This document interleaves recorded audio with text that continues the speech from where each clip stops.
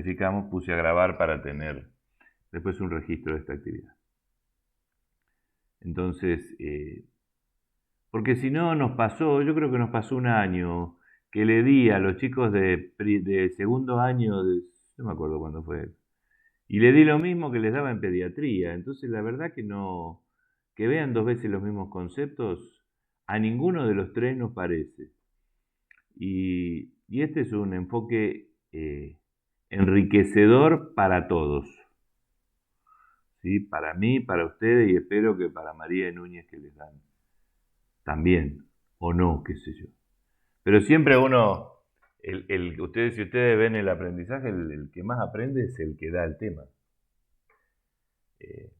Así que a mí me pasa, cada vez que me pongo a estudiar o a leer o a preparar, siempre vuelvo a rever los temas y les encuentro aristas que antes no las había visto. Así que bueno, los dejo en manos de los que saben de esto. Si quieren saco la cámara y saco el sonido y la cámara para no asustarlos. ¿Sí? Sí.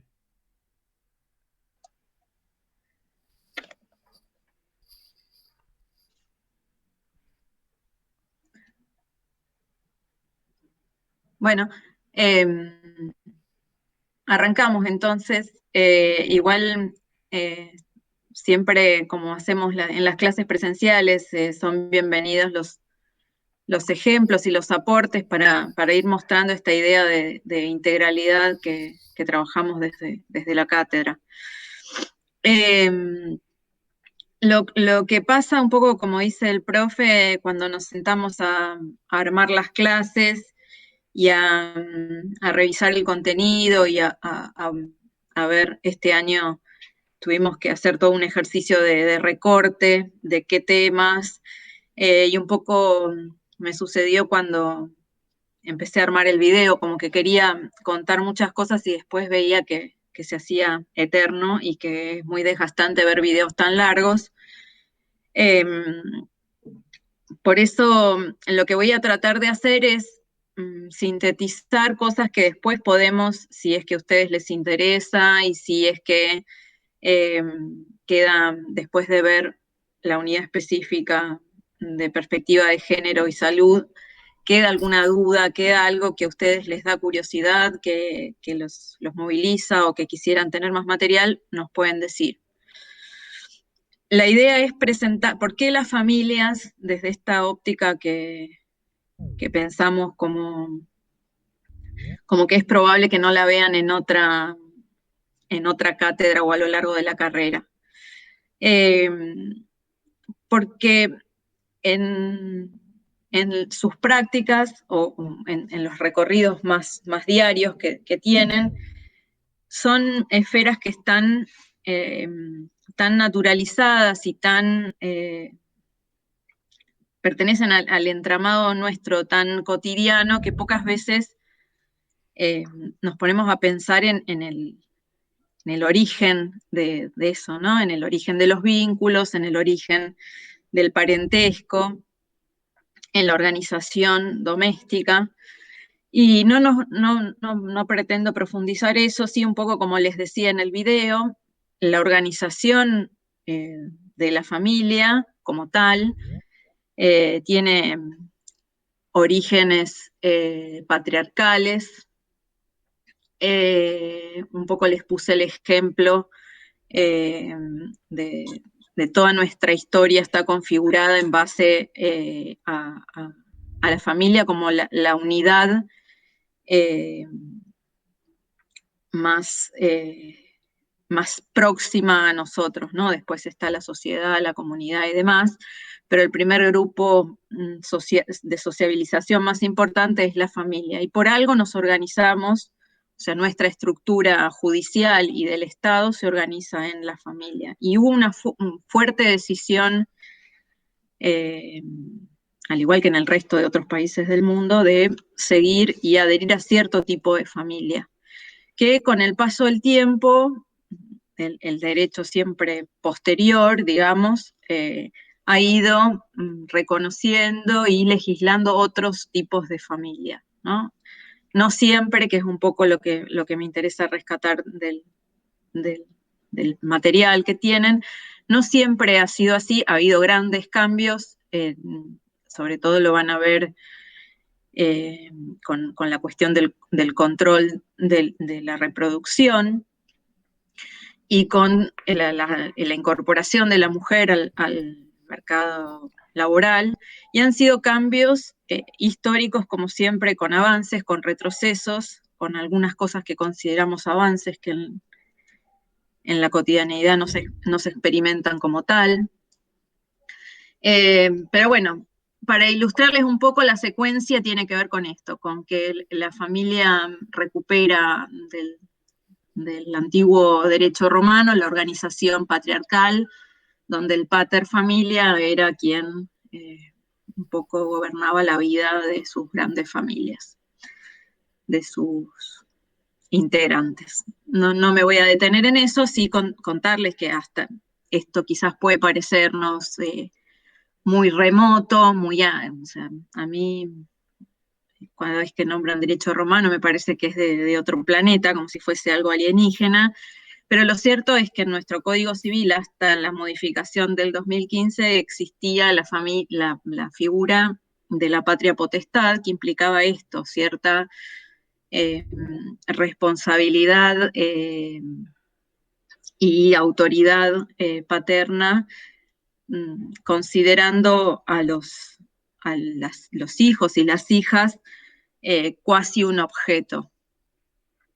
A partir de la modificación del código, esto se cambia por lo que se llama hoy responsabilidad parental, pero un poco como les cuento en la clase, todavía seguimos escuchando esto, ¿no? De la patria potestad, de la tenencia, y son cuestiones que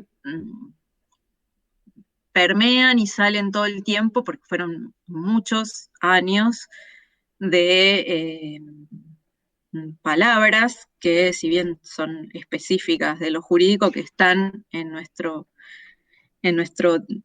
discurso diario, ¿no? En nuestros diálogos diarios. Y el cambio no se resuelve con llamar a partir de ahora, no pensamos en responsabilidad parental, que también sigue siendo un término muy específico, pero lo importante de todo esto es que hay un cambio, como les venimos diciendo siempre, hay un cambio que se espera también de los agentes de salud, que tiene que ver con el reconocimiento de personas en el sistema de salud, el reconocimiento de sujetos de derecho en los sistemas sanitarios. Y esto incluye en primera medida a los niños, niñas y adolescentes. Y ahí está una de las claves que tiene que ver por qué vemos en salud de la comunidad algunas claves de derecho de familia. Toda la concepción ha cambiado, lo hemos conversado también cuando hablábamos de salud mental en relación a la autonomía y en relación a la escucha. Y la particularidad que comparte la familia con salud tiene que ver con esto, con que son interlocutores o son en algunos casos, no quiero utilizar la palabra testigos, pero sino intervienen en nuestra cotidianeidad y saben o pueden saber qué está sucediendo con esas familias, con esos grupos, con quienes se están cuidando, con cómo se están organizando, con poca información. Y es importante conocer que al ser sujetos de derecho, ustedes también nos convertimos todos en responsables de esa atención y de esa intervención, ¿no? Lo que no implica, porque lo que suele suceder cuando empezamos a plantear esto es debemos denunciar y sin llegar a cuestiones de escalada, como podría ser la violencia, que vamos a trabajar sobre eso en otra unidad, debieran conocer que ustedes como agentes de salud deben escuchar, deben garantizar la escucha. Es decir, un niño o niña que esté en el consultorio, además de ser el interlocutor, bueno, ahí el profe va a poder acotar un poco más, pero además de ser los progenitores, el padre, madre o quien esté presente, son quienes debían garantizar que ese niño pueda expresarse, pueda hablar de eso, de cómo le va en la escuela, de cualquier otra cosa, que eso se tiene que garantizar, ese espacio. Eso por un lado. Por el otro lado, ¿por qué otro eje fundamental tiene que ver con la tarea de cuidado? Yo hice un pequeño punteo, no lo subo porque es como una ayuda a memoria. Voy a intentar compartirlo, es una plaquita muy pequeña, muy de palabras claves, pero que podría ilustrar un poco la idea que estoy tratando de plantearles y ser una guía para que ustedes tomen sus apuntes. Voy a intentar compartir.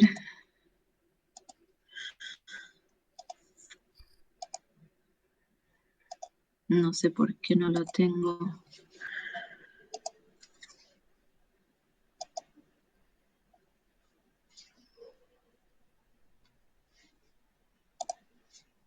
Ahí estamos. Bueno, esto, los títulos se ve, porque yo ya no los veo, no escucho. Y Sí, se ve. Yo lo veo, María, sí, yo lo veo. Bueno, perdón porque mis recursos con el PowerPoint son totalmente limitados, pero bueno, la idea es acercarles un poco más gráficamente lo que quiero decir y que no me vaya por las ramas. Cuando planteamos la integralidad de la persona y de su estado de salud, remitimos de manera directa a la organización de su cotidianeidad. Esto así lo llama Elizabeth Helin. Yo soy muy, muy fanática de ella porque después lo retoman autoras que están ahora más de moda, lo retoma también Rita Segato, pero bueno, a mí siempre me ha resultado muy clara y muy interesante su postura. Ella escribe también mucho sobre memoria y tiene un registro muy interesante de todo lo que tiene que ver con la distribución. De esto también van a ver una unidad que es lo público y lo privado.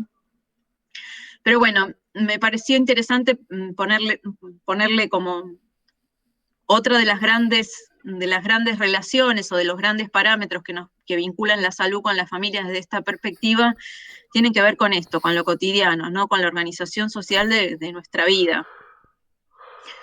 Y ahí ya hay otros autores que hablan, ¿no? de la cuestión de tareas productivas, que serían las remuneradas, que en general son las que solía tener el hombre o ostentar en mayor medida el hombre, y las tareas de reproducción que en una distribución como la conocemos ahora están más de la mano de las mujeres, ¿no? En esta distribución de lo público y lo privado, las tareas de la reproducción han quedado asociadas a las mujeres.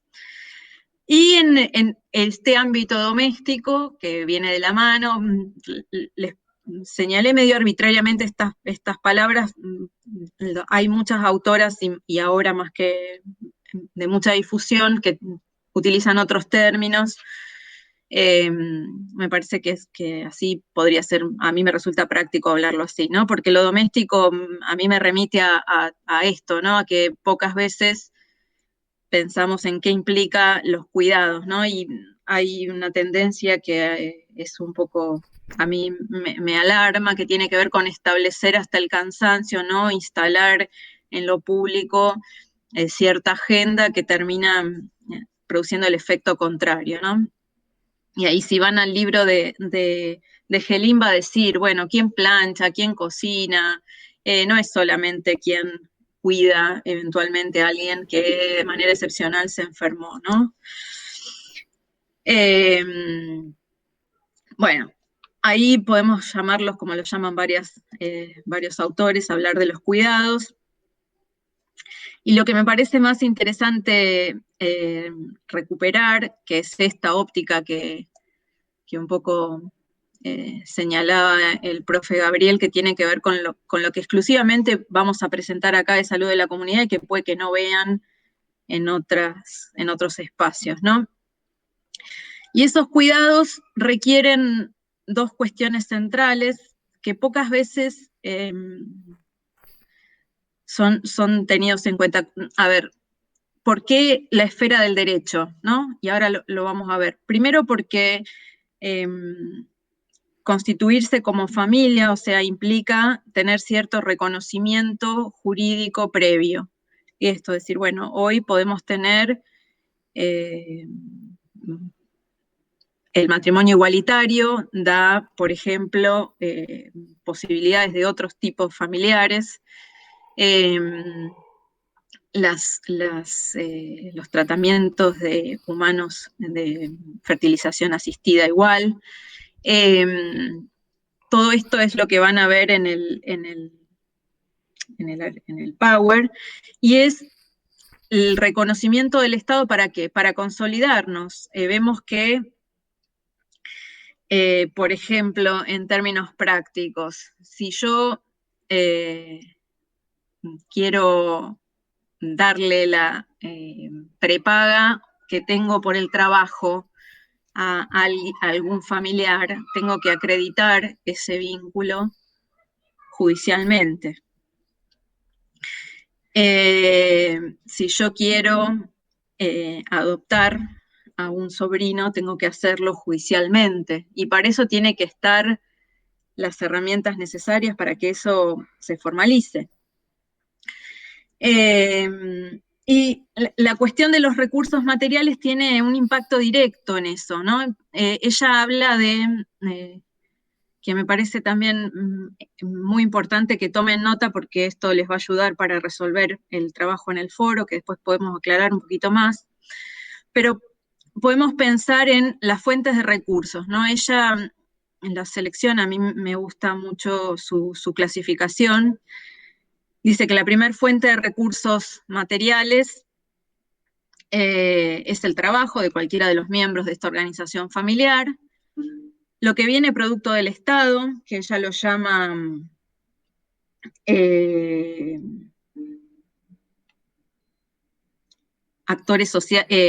transferencias formales.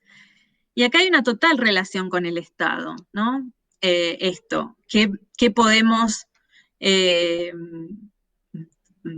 reclamar ante el ANSES? ¿Qué podemos reclamar ante la obra social? ¿Cómo establecemos o cómo formalizamos ese vínculo? Y les puedo asegurar que de las consultas, en un 70% tienen que ver con eso, con las consultas de familia. Hay muchísimos tíos y tías que están incorporando sobrinos en sus planes, y es ahí donde empieza a reflejarse la cuestión y el juego y la relación que existe entre el sistema de salud, los cuidados y la familia. Ella habla también Y después María, los sistemas de salud forman parte de los determinantes de la salud. Fíjate qué importante es cómo estamos vinculando, ¿no? Claro, exacto. Y un poco también lo que decías hace un rato, ¿no? Cómo juegan, bueno, eso lo vas a contar vos un poco más en profundidad, pero cómo juega los recursos familiares como determinantes a la hora del acceso, ¿no?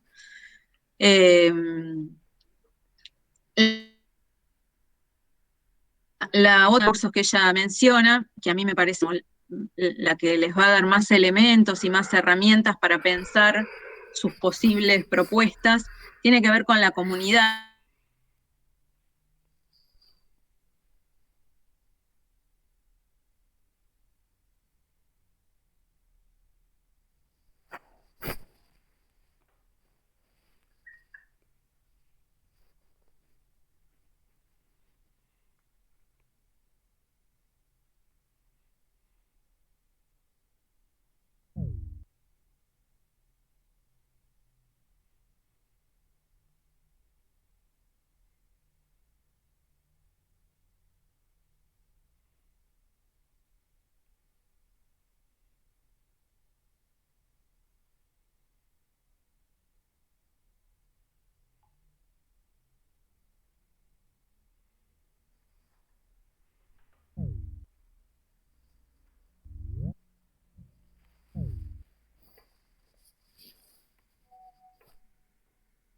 Yo no escucho nada, no sé si es que María se ha desconectado, pero yo no escucho nada. Hola, profe, no, realmente no se escucha. Eh, Capaz que se le cayó el internet o la sí, señal. a María sí, pero se sigue viendo la pantalla, o sea que ella está conectada, pero se sigue viendo la pantalla, ella está conectada. Pero bueno, debemos tener... Ahí se desconectó María, en cualquier momento entra nuevamente. Esperen que vamos a poner...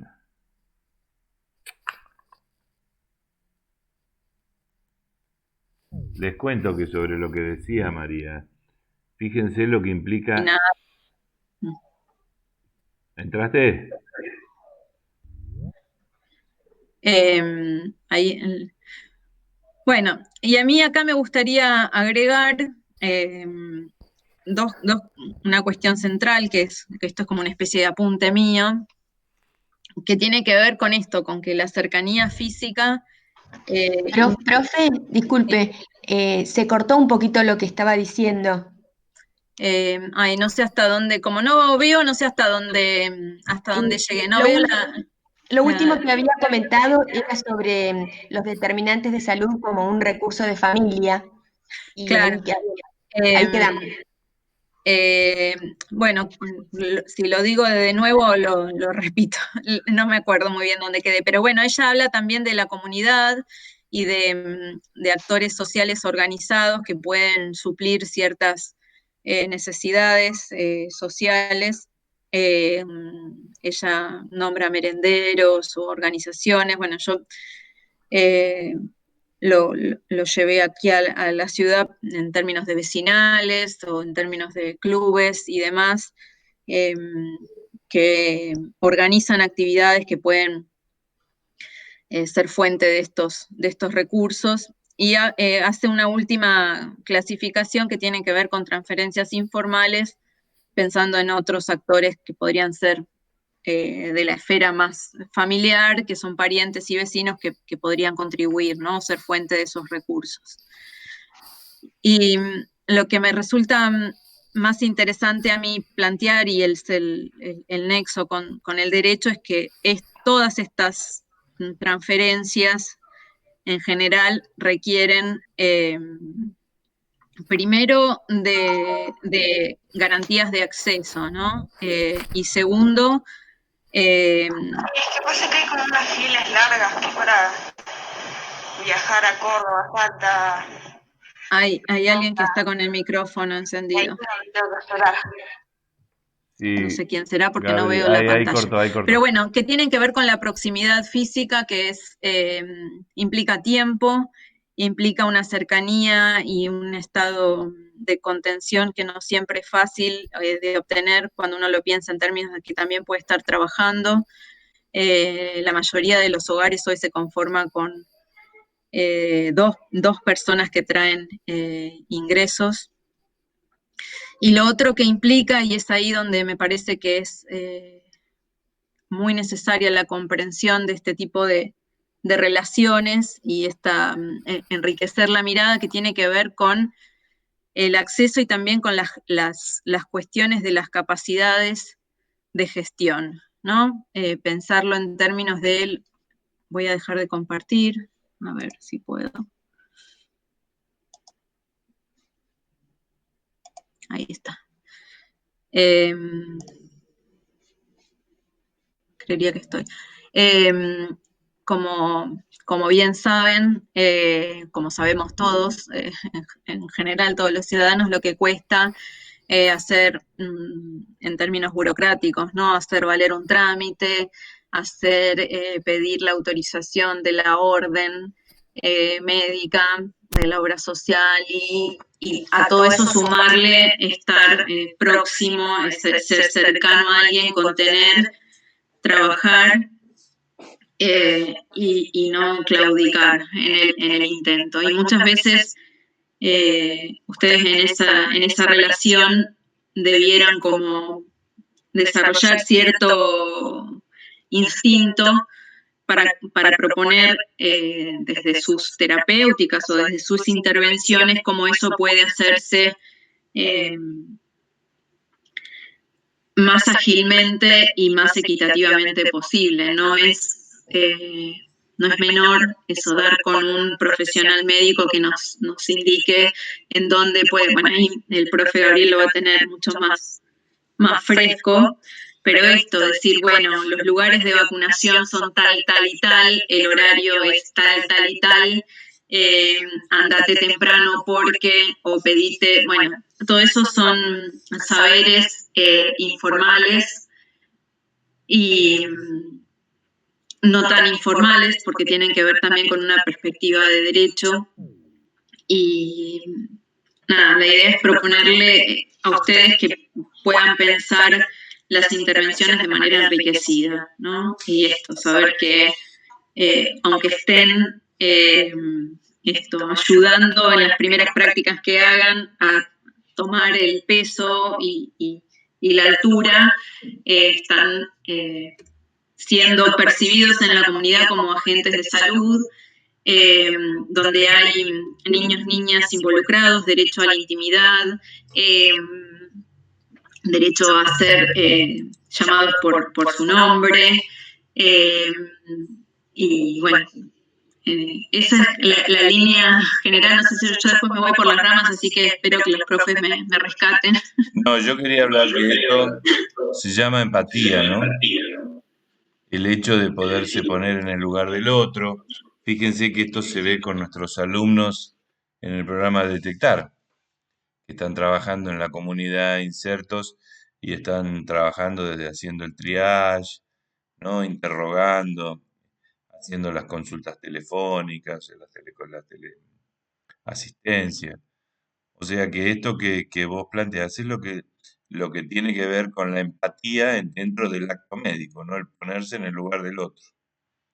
Eso quería comentar nada más, María. Sí, ahí estoy viendo que se escuchaba mal, pero bueno, traté de repetirlo, igual todo está un poco en el material y lo que sería interesante es que ustedes lo puedan leer y que lo podamos charlar, debatir. Hay un grupo que siempre hace aportes interesantes o que podemos criticarlo y me parece como que es un material que se presenta de manera muy interesante para eso, para pensar en debatirlo, en ponerlo en tensión y un poco también la participación en el foro tiene que ver con eso, ¿no? Con cómo vemos entrelazadas todas las esferas, ¿no? Cuando hablamos de algo integral. Cuando hablamos de salud integral y cómo vemos que están las instituciones superponen justamente decisiones sobre nuestras vidas. Me di cuenta después de revisar el video que había nombrado un autor, que no lo dije, pero voy a subir el material que se llama Nicholas Rose, que habla de políticas de la vida, ¿no? Y de cómo eso ha mutado. Y bueno, nada, en el video no digo el autor, digo un autor y no lo nombro, pero es él. El libro está disponible, es muy interesante, es un discípulo de Foucault que habla de todos los cambios del paradigma biomédico a los cambios hoy de la salud y las políticas de vida, ¿no? que llegan a... nombra varios fenómenos, pero que va mucho más allá de la salud y de la enfermedad, ¿no? Personas óptimas que están en el sistema de salud para tener, no sé, determinado rendimiento deportivo, alteraciones genéticas, bueno, él habla de una serie de fenómenos, algunos son muy, muy modernos para nuestra concepción, o de muy avanzada, pero otros son bastante claros para comprender que es imposible desatender la mirada de la perspectiva de género y de derecho en una intervención de salud. Así que, profes... ¿Le puedo hacer una consultita? Sí, claro. Yo quería saber, con respecto a lo que nosotros tenemos que centrar la visión y la lectura para poder ver, digamos, a la familia en dos cuestiones centrales, sería el derecho y la participación de la comunidad. Sí, en realidad es como que no... hay una intersección tan grande que pueden hacerlo, digamos, yo creo que hay que pensarse como futuros agentes de salud y pensando desde cómo se superpone el acceso a un derecho con las familias y con la salud. Alguien que tiene, no sé, que está buscando constituir una familia y quiere ser beneficiario de un determinado tratamiento, ¿cómo accede a él? Alguien que quiere adoptar. Y ahí es donde empieza a vincularse la vida en sí. Entonces, donde ustedes tienen que pensar, sí, podemos llamarlo genéricamente derecho, pero es bastante más amplio. Tienen como algunos ejes eso. Si ustedes piensan en, no sé, la consigna que armamos tiene que ver con pensar en un dispositivo que puede estar o pueden proponerlo ustedes y una determinada política o campaña o idea que articule eso, más allá de las que ya hay. En general, si ustedes van a cualquier dispositivo, organismo público, van a ver que lo que tratan es con derechos y con la ley, de acuerdo, no sé, al programa de salud reproductiva, se acceden a la anticoncepción. Bueno, eso, sí, no sé si respondo a tu pregunta, pero sí, o sea... Yo lo que decía, la pregunta era, era en general, porque hablaba en un principio, cuando hablaba de la visión de nuestra cátedra de salud de la comunidad, sí. Hablaba de dos cuestiones centrales. Las dos cuestiones centrales vendrían a ser, por un lado, el derecho, obviamente, central, quiere decir que de ahí en más deriva a todo esto, ¿no? El derecho y la comunidad. Y dentro del derecho entiendo que está todo este gran universo que vendría a ser todo lo que refiere a la adopción, a la asistencia. Sí, exacto. Lo que vendría a ser... Claro. Ahí vendría a estar también inmerso el agente de salud, que también tiene que respetar el derecho. O sea, voy bien, así... sería exactamente, dentro de ese universo, como lo llamaste vos, del derecho, podemos incluir también ahí lo otro que les decía, que tiene que ver no con una ley específica, sino como un gran cambio paradigmático que tiene que ver con la construcción en torno a las familias. Los nuevos modelos parentales, la nueva concepción de los niños, niñas y adolescentes, y todo ese gran universo se puede poner del lado del derecho, digamos. Y el Claro, otro claro. gran eje que está bueno que me lo preguntes porque me voy un poco por las ramas, por eso me hago los machetes, es la cuestión de los cuidados. En esos dos ejes estaría la salud, sería como la intersección. Podríamos pensarlo así, si lo pensamos como conjuntos o como universos. Claro, sí, sí, sí, sí, está bueno pensado como que une a estas dos grandes universos, digamos, que es la comunidad y el derecho, todo lo que abarca. Exacto. Gracias. De nada.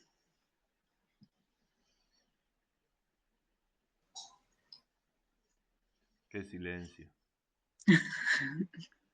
Y Núñez está calladito. La verdad que es...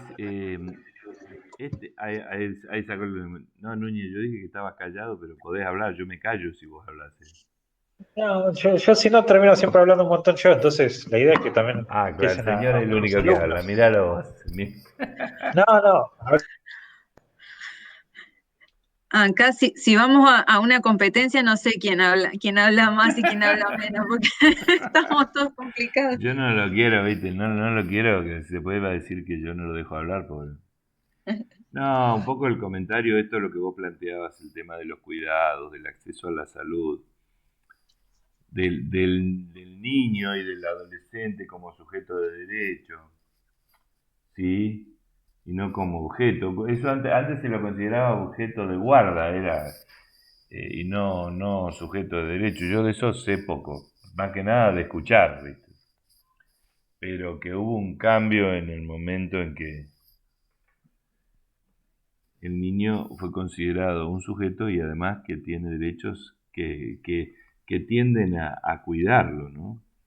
Porque primero la sociedad tuvo que reconocer al niño como tal, al niño como un ser distinto del adulto y no como un adulto pequeño.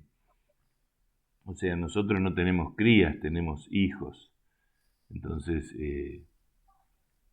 por ahí sí un poco, yo siempre doy el ejemplo que en 1806, durante la batalla de Gibraltar y en realidad en la Marina española, inglesa, en las batallas navales, usaban chicos para ir y subir y bajar la pólvora de la Santa Bárbara, con lo que implicaba estar al lado de los cañones y los niños soldados que ahora nos aterran. San Martín cuando hizo su primer acción en el norte de África tenía 13 años, salió con un fusil a pelear con los moros, o sea, él no... Y fue dejado en un cuartel mucho más joven. O sea, esta concepción de niñez y de protección hacia el niño y de en realidad considerarlo un sujeto y no un objeto es relativamente nueva, ¿no es cierto? Fíjense los cambios que implica, ¿no? Hacia ese niño cuidado. Y bueno, y con la mujer pasa algo similar. Yo tengo uno o dos libros de una historiadora que se llama Lucía Galvez. Y hace una historia, algunos son historias de romance nomás, pero en uno de ellos, que no me puedo acordar el nombre, hace una historia de la evolución, de lo que implicaba el derecho de la mujer a principios del siglo XX, cómo prácticamente no tenían ni derecho a su herencia. De ahí los famosos cazafortunas, los tipos se casaban con la mujer y le patinaban hasta el último centavo. Es más, hay una vieja historia, hay un libro que se llama Sarmiento Periodista. Yo sé que me voy a meter con Sarmiento, pero no me importa. La madre de Dominguito, que él la conoció en Chile, tenía mucho dinero, el marido. Y Sarmiento llegó un momento que dejó de pasarle un centavo. La mujer vivía en Buenos Aires, en la miseria, y se había quedado con la fortuna del marido. O sea, lo que implica los derechos, en este caso, como dijo María, en la salud, ¿sí? En el poder comer todos los días, en tener una vida digna, ¿no? Y esto por ahí son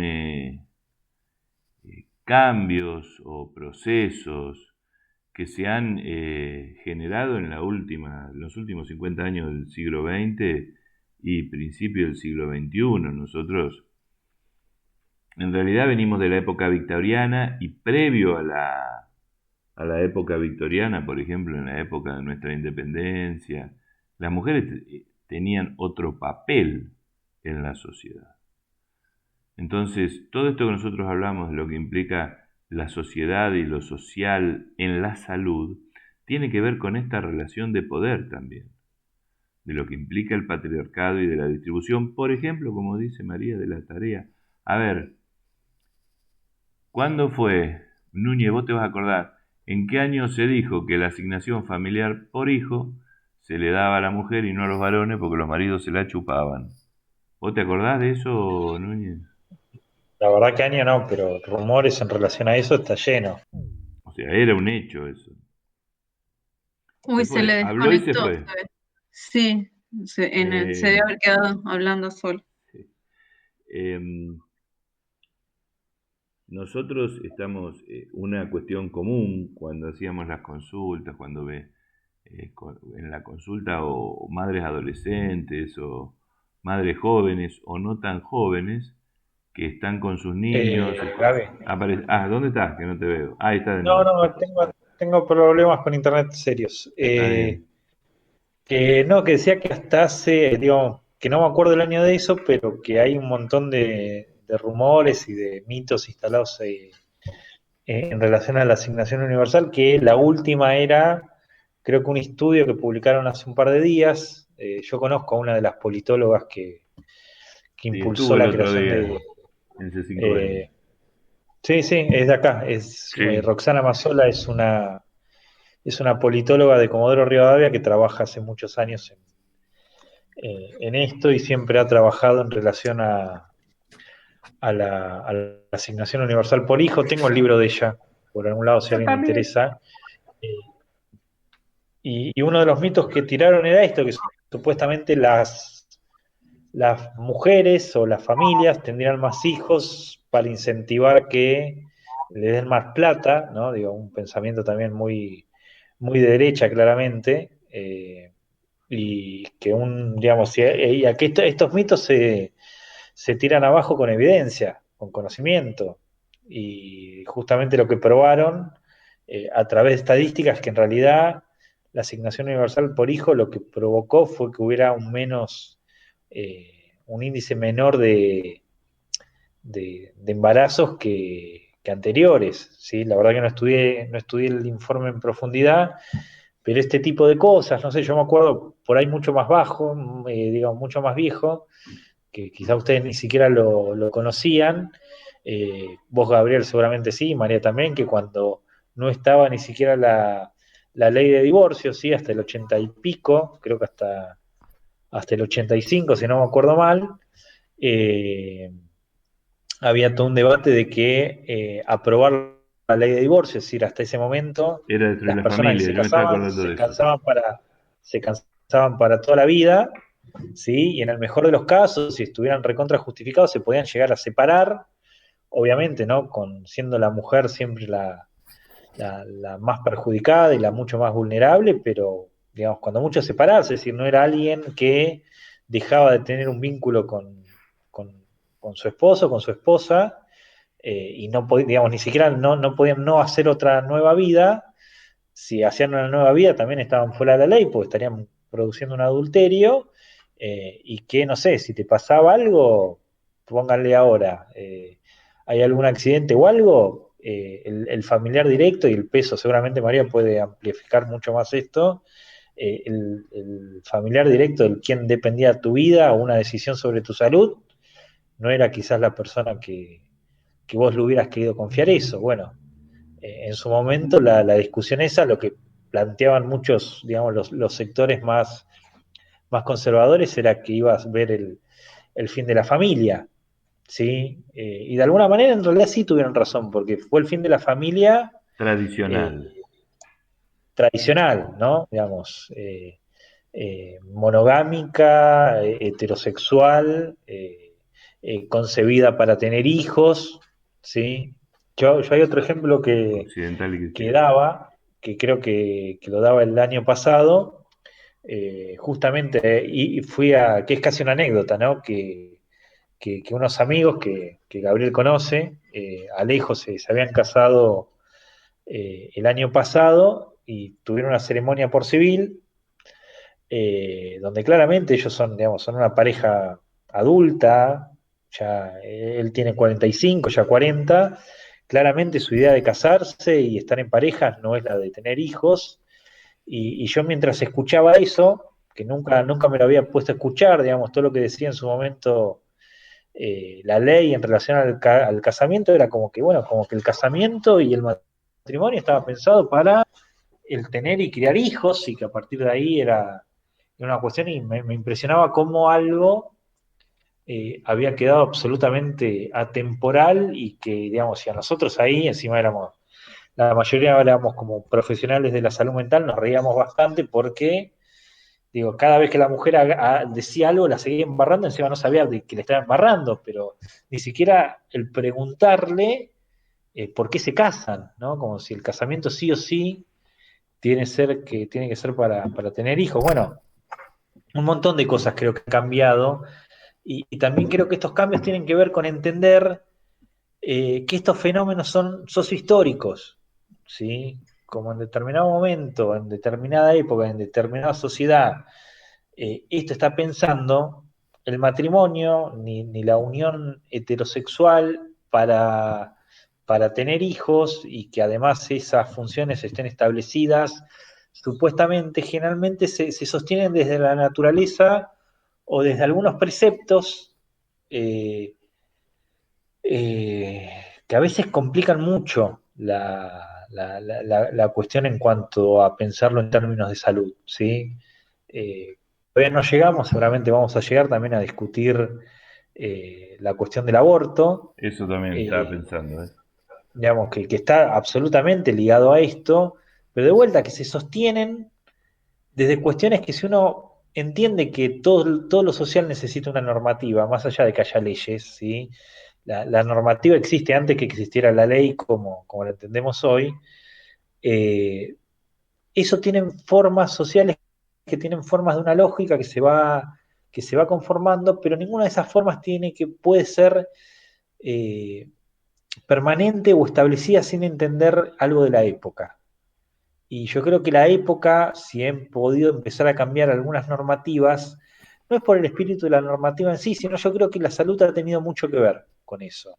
Y sobre todo, muchos trabajos en relación a la salud, eh, tirando mitos, ¿sí? Y en relación a esto hay infinidad de mitos. Que siguen funcionando, siguen estando establecidos, pero bueno, al menos ha habido un cambio de época en esta cuestión.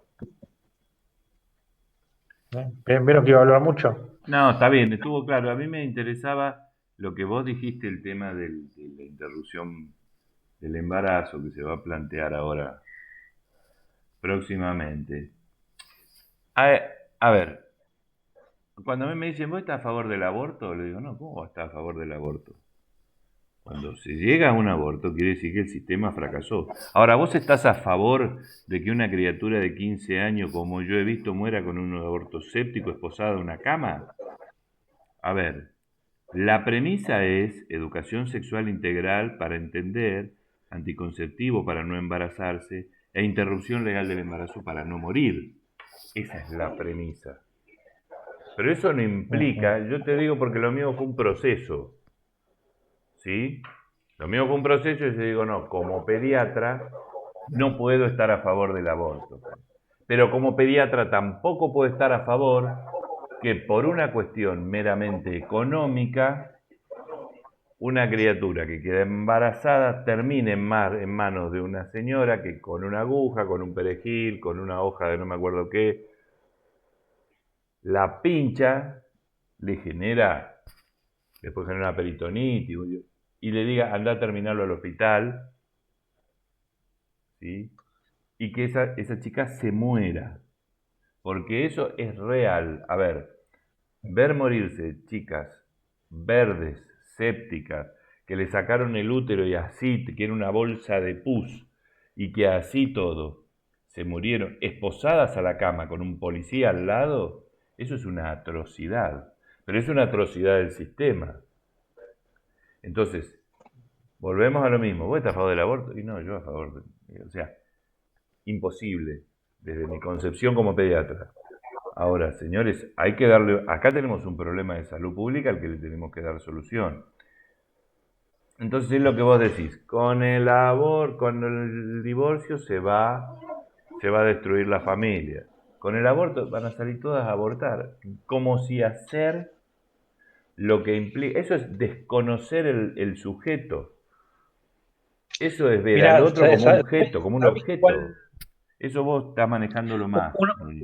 uno de los mitos cuando se empezó a establecer el tema de ir acá en Chubut, que se lo escuché a un profesional de la salud, en un montón de reuniones que había, mientras era a ver cómo se ponía en forma eso, lo que escuché, y lo escuché, digamos, de alguien que tenía cierto saber, era decir que el aborto se iba a convertir en un método anticonceptivo. Claro, ese es el... Y sigue estando circulando, digo, pero que diga eso un profesional de la salud es más, digo, yo lo pensé después, en el momento no se me ocurrió, y ahora lo pienso así, que alguien piense así, que alguien de salud piense así, es más o menos como decir, ok, como existe el tratamiento de conducto, yo no me lavo más los dientes, ¿no? Porque lavarse los dientes es re incómodo, tengo que hacerlo 4 veces al día, me tengo que poner además hilo dental y un enjuague, y es un montón de plata, digo, total, me sale una carie, está la carie, cuando me duelen voy, me hago un tratamiento de conducto y ya está. ¿Sí? Creo que es más o menos del mismo nivel pensar algo, pero bueno, obviamente son prejuicios que no tienen, que tienen una razón de ser y que tienen una lógica, ¿sí? Y que de vuelta, y que esta lógica tienen la idea de familia, y dentro de esta idea de familia hay una idea eh, partida desde el prejuicio, ¿sí? Que la familia tiene que ser una, o sea que todo esto que está planteando y que vamos a trabajar, y que lo hace muy bien María, tiene que ver con esta idea. Hoy la ley ampara o permite o estipula estas formas, pero estas formas, más allá de que sean legalmente admitidas, a ustedes como futuros y futuras profesionales de la salud, digamos, tienen que entender ese chip, ¿por qué? Porque cuando uno va con un prejuicio, cuando uno va con un saber previo al otro, ahí lo que no se produce es la accesibilidad al sistema de salud, ¿no? ¿Sí? Y eso es algo que lo que vemos siempre y creemos, o yo al menos creo que es uno de los factores más menos costosamente evitables, y que sí o sí pasa por una, por una responsabilidad profesional. Sí, eso ahora en la cátedra de pediatría estábamos trabajando sobre eso, cuando por ejemplo tratamos el tema nutrición, obesidad y desnutrición, cómo nos acercábamos a la madre, el trato del pediatra hacia las madres, cuando ahora se habló el tema de salud mental, se trató el tema del... Ahora el viernes que viene vamos a presentar un caso clínico, voy a entrar más tarde seguro, pero se trata este tema de lo que implica eh, el vínculo y el trato y los prejuicios, cómo nosotros transformamos los factores de riesgo en prejuicios, ¿no? Que nos impide arribar a un diagnóstico correcto, tener una visión amplia de la situación, conocer al otro. Y yo creo que tiene que ver con que no se reconoce al otro como sujeto. El otro es un objeto y yo sé sobre él más de lo que él mismo sabe sobre él. Yo le digo a la madre, le digo, tu hijo está de los ojos para adentro, ¿no es cierto? Entonces, creo que eso tiene que ver con esta situación. Y tenemos que ser muy cautos porque podemos producir errores. Ayer le contaba ¿cuándo fue? Antes de ayer le contaba a una residente que a mí me pasó de tener yo me di cuenta una vez que una paciente que el hijo había visto fue a buscar al padre, el padre estaba trabajando en en el basural, un tipo pero a cargar material, tenían un buen poder adquisitivo y fue a verlo porque no volvía y el padre estaba muerto. Entonces al poco tiempo vino la madre que había sido alumna mía, no de medicina, pero no teníamos carrera en ese momento, de otra de las carreras de la facultad, que yo fui docente hasta el año 89, y que el nene no dormía, que tenía el televisor prendido.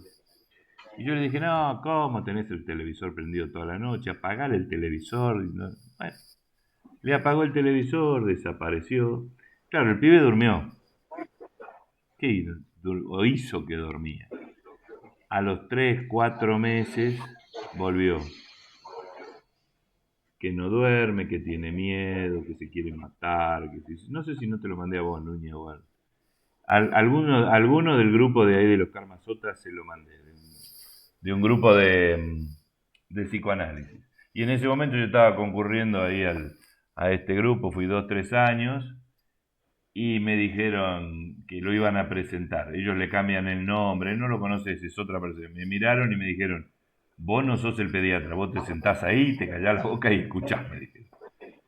Y la verdad que lo que yo sabía como pediatra de 15 minutos de consulta, después de toda la historia que contaron de esa criatura, que ya era grandecito, que era un adolescente grande, me hizo ver cómo en 15 minutos yo generé una actitud que si hubiera tomado otra distinta de entender otra situación, de haber sido más amplio en la evaluación, ¿sí? La respuesta hubiera sido otra y se hubieran evitado un montón de problemas. Por conocer a la familia, por conocer el entorno, por valorar y jerarquizar ciertos factores que yo conocía y que en ese momento no fueron. Yo no sé si no fue esa situación que vos son las 8 o 9 de la noche, te estás yendo del consultorio, viene y se sienta y como es alguien que vos lo apreciás porque lo conocés hace mucho tiempo, tratá de darle una solución. Y la verdad que uno como médico cansado y no puede, tendría lo mejor, por más conocido que sea y paciente de confianza, hubiera sido dicho, no, mira, no te puedo atender, vení mañana. Que si hubiera buscado otro médico, capaz que hubiera tenido otra actitud. Pero el hecho de decir yo sé sobre el otro más de lo que él mismo sabe, y eso es un prejuicio. Y ese prejuicio llevado al trato vulnera derechos. Uh-huh. Sí. También hay que ver, la situación en la que se atiende, la forma, hay un montón de cuestiones que tendríamos que evaluar. Pero bueno, esto es un poco por lo que habíamos hablado, ¿no? De derecho, sí, y de patriarcado y que lo que había del divorcio, de la ley de matrimonio igualitario surgió unas discusiones del mismo tipo y de las que nos vamos a enfrentar ahora cuando surja la interrupción del embarazo, ¿no? Pero bueno, es difícil romper hábitos. Y así como es difícil romper hábitos alimenticios, y tenemos un montón de chicos obesos naturalizados, también es difícil romper hábitos de pensamiento. Eso el Núñez nos puede explicar mejor. Sí, pues no son solo los hábitos, pues el hábito es algo que uno adquiere y que puede ejecutar sin pensar demasiado. El hábito es algo que no es reversible. Estos no son solamente hábitos, sino son formas de subjetivar.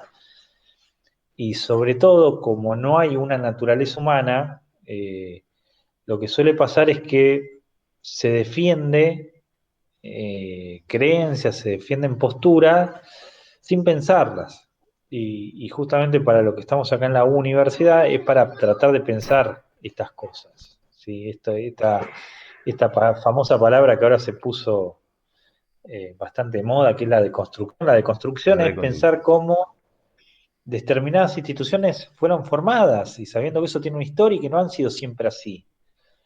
¿sí? Ejemplo, digo, la niñez no existió siempre en la historia de la humanidad. Hasta, hasta después de la Revolución Industrial, el concepto niñez no existían. Lo que hoy entendemos como niños eran adultos, se los trataba como adultos y ni bien podían empezar a trabajar, tenían que hacerlo. No, no había esto. Es más, el concepto más reciente que para nosotros pareciera que fuera siempre es el de la adolescencia. No es que no hubiera una edad donde la pubertad empezara a transformar un cuerpo, ¿no? de niño a adulto. Pero no se lo llamaba adolescencia y no se lo conocía como un grupo etario específico, donde puede tener determinadas características, pasaba de otra manera. Esas maneras como lo biológico pasaba, ¿sí? Estaba marcado por rituales. Por ejemplo, toda sociedad humana tiene rituales de atravesamiento, de pasaje, ¿sí? Toda la vida. Ahora, esos rituales, esa manera en cómo se celebra la llegada a la edad adulta, era diferente en cada cultura y en cada época, ¿sí? No es para relativizar todo, porque uno a veces también escuchan que esto se usa para el otro lado, ¿no? Hay muchos que usan esta cuestión, por ejemplo, diciendo, bueno, pero San Martín se casó con, eh, ¿con quién era? ¿Con Con Dolores? Remedios. Con Remedios Remedios. Escalada. Remedio Escalada, y Remedio Escalada tenía 15 y San Martín tenía 30. Sí, bueno, el concepto de los 15 en la colonia era otro, y San Martín era un tipo viejo que con una expectativa de vida de 40 años creo que había en esa época. Sí. Eh, Mariquita Sánchez de Thompson a los 17 años se presentó ante la audiencia y les dijo: señores, me quiero casar con Thompson, que es mi primo, y mis padres no me dejan, y le autorizaron a casarse. Thompson tenía 40 años, ella tenía 17, y después doña Mariquita cuando tenía 70 estaba con uno de 40, pero bueno, no importa. Siempre tuvo problemas Recuperó el con las tiempo edades, perdido. pero fíjense lo que implicaba. Uno dice, porque en esa época no, nada que ver. Hay construcciones que son culturales, por eso es que es importante la visión que uno tiene de la comunidad y de la evolución de esa comunidad y de cómo se pone en el lugar del otro, que cuando el otro viene a una consulta, cómo lo vemos,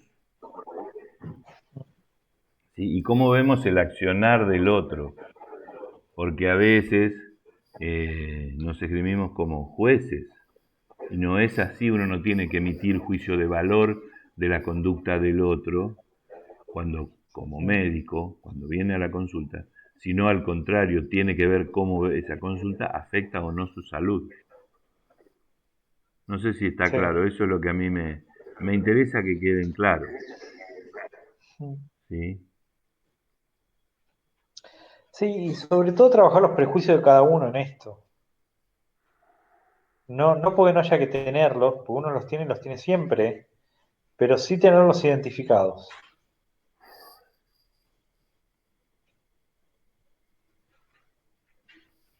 ¿Algún comentario? ¿Hay alguno de los alumnos, alumnas, alumnes que quieran hacer algún comentario, que quieran intervenir?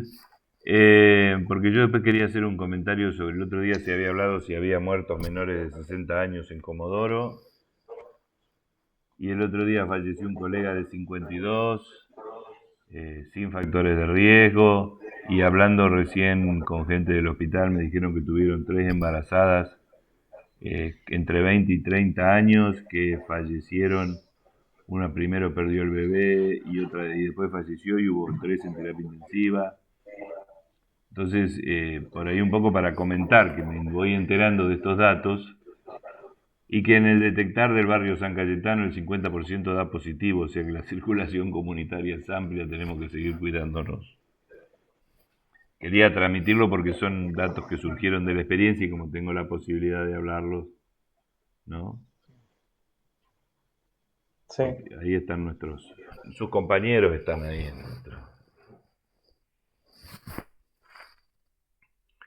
Bueno, no sé María, la María no la dejamos hablar. ¿Ves que después tienen ella la fama de... Y somos nosotros los que hablamos? No, es que yo empecé a hablar y después quería que hablen ustedes, porque siento como que es tan rara la sensación de hablar y más así por lo menos hay alguna cara, pero con el power delante es como una cosa Sí, es feo.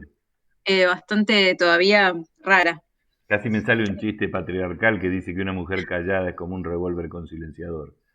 Pero está mal eso, no se puede decir. No. Pero bueno, si hay otra característica de la cátedra es que no nos caracterizamos por ser políticamente correctos, digamos, ¿no? Ni Es como mudos. que... Así que, nada, por acá circula de todo. No, y si estuvieran en las reuniones de cátedra, se van, porque chispas salen. Nos está prohibido los solventes adentro de las reuniones de cátedra. Pero es que esa es una comunidad que discute, que debate, que intercambia ideas. Sí, María, me callo.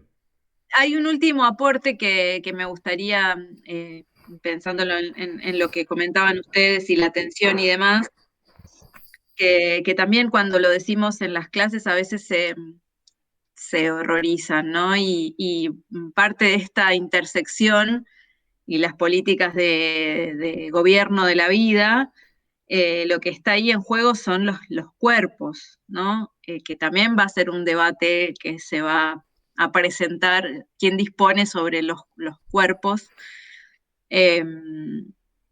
Y no resulta esto menor pensar en cambios. Los cambios los hacemos nosotros, ni más ni menos, con pequeñas decisiones políticas de vida, vamos generando los cambios. Después el derecho puede reconocerlos formalmente, pero esos cambios los vamos decidiendo nosotros. Y un poco es eso, pensaba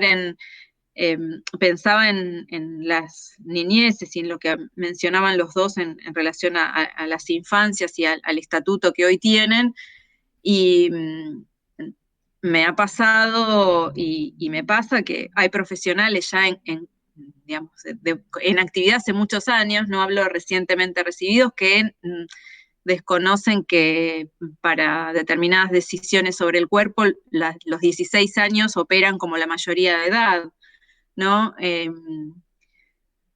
Y este tipo de cuestiones son a las que tratamos de referirnos cuando decimos ampliar la mirada, ¿no? Desde dónde podemos intervenir en salud. No es menor pensar en profesionales que conozcan. No me estoy refiriendo al articulado completo de nada, porque eso no creo que haya persona que lo pueda retener o que valga la pena retenerlo, pero sí comprender que en general uno interviene con sujetos de derecho, ¿no? Y tiene que dudar. Ante todo, creo que la duda y la pregunta en torno a su propia intervención y a sus propios prejuicios es central, y es lo que... Con eso quería cerrar porque se me pasó por alto y me parece relevante también. No, yo quería decir que Núñez dijo que los hábitos no se cambian, y es difícil, pero nosotros peleamos por cambiar hábitos alimenticios, hábitos de vida, hábitos sedentarios, y con esfuerzo esos hábitos se pueden cambiar. Yo quería dejar eso. No, lo que yo te decía es que esto que vos nombrás hábitos no son hábitos. Es decir, está bien. Hábito, les cuento un hábito para que ustedes entiendan. Es un acto que se ejecuta sin pensar, pero son actos motrices. Por ejemplo, ustedes van al baño de su casa y prenden la luz automáticamente, ¿sí? No lo piensan. ¿Cuándo lo piensan? Cuando van a un baño de otro lugar y quieren prender la luz, como la prenden siempre, y ahí no está la llave de luz. Digamos, eso es un hábito. A lo que vos te referís son formas subjetivas, es decir, formas como estamos hechos, que son mucho más profundas y que obviamente se pueden cambiar, pero el hábito es como una especie de acto reflejo. Claro, bueno, y lo que son pasa hábitos es que alimentarios, hábitos sedentarios. Claro, bueno,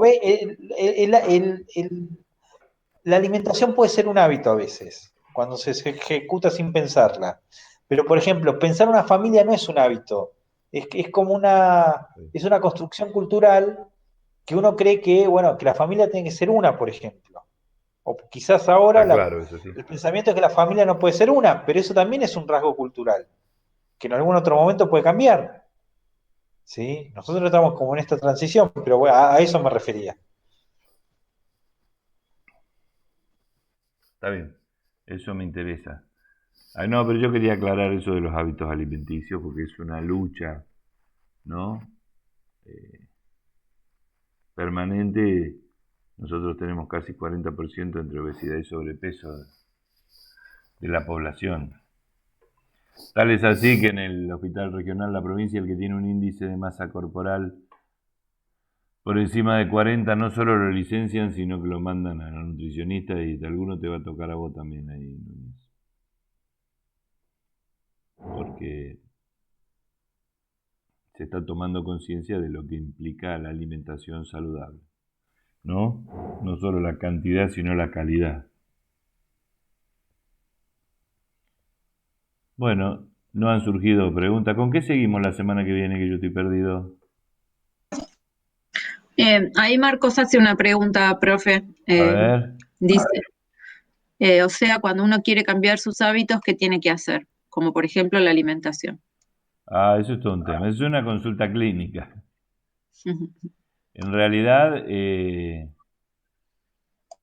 primero hay que tomar conciencia del problema y después buscar herramientas para combatirlo. No es fácil. Y además el cambio de hábito tiene que ser cambiado por un hábito saludable. ¿Sí? Una cosa es bajar de peso y otra cosa es desnutrirse. Eso lo hemos hablado un montón de veces. Entonces, una cosa es hacer actividad física y otra cosa es reventarse destruyendo tu físico, los huesos y los músculos. Entonces, lo que hay que hacer es consultar con gente que te puede dar consejos o actividades para cambiar esos hábitos. ¿No es cierto? Porque se hace a través de estrategias y de técnicas, ¿no? Porque si quiero adelgazar, dejo de comer por una semana. No, eso no es adelgazar, eso es desnutrirse.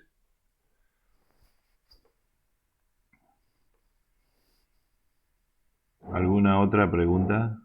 ¿Y que la semana que viene qué quedamos? Ya me perdí, porque yo de fiaca para no ir, porque ahora tengo que seguir trabajando con otras cosas. Ahí le respondo a Gabriela que pregunta sobre la reflexión del foro. La reflexión es libre.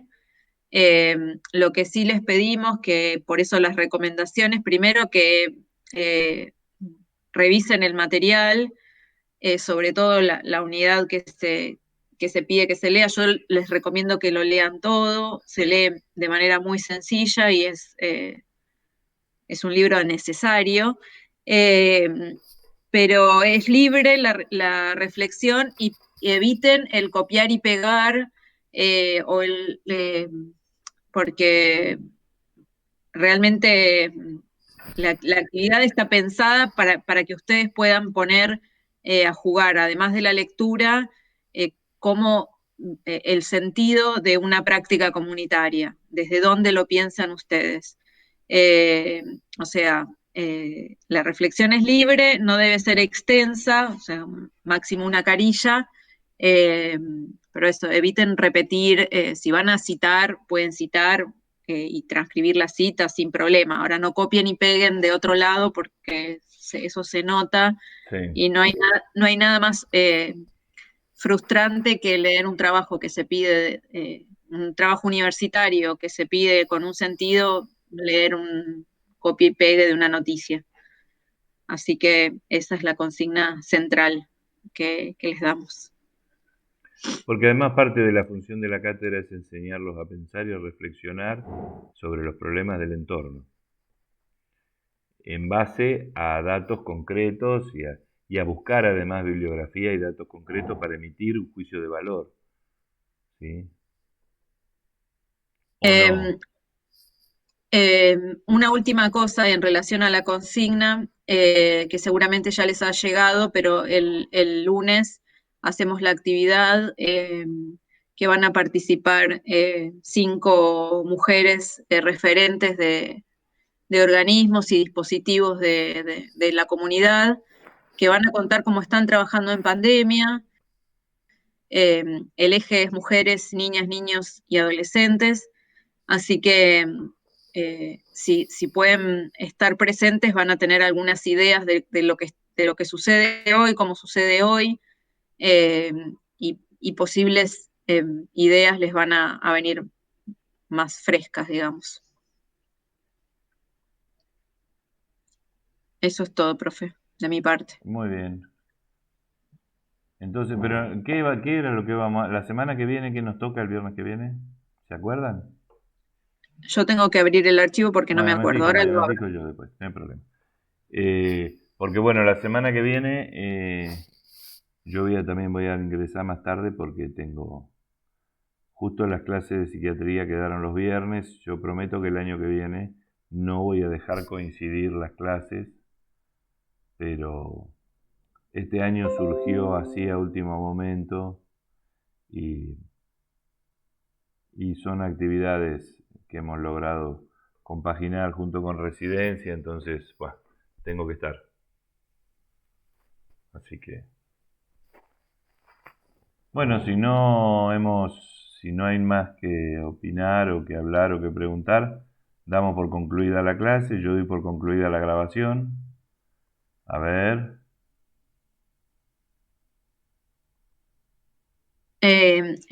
Profe, hay un Acabo comentario de de detener Oriana. la grabación. A ver si no se detuvo, che. Seguimos. De Oriana, que dice, profe, consulta, el otro día vi una película en la que se trataba de 3 hermanos que estaban en un orfanato porque la madre consumía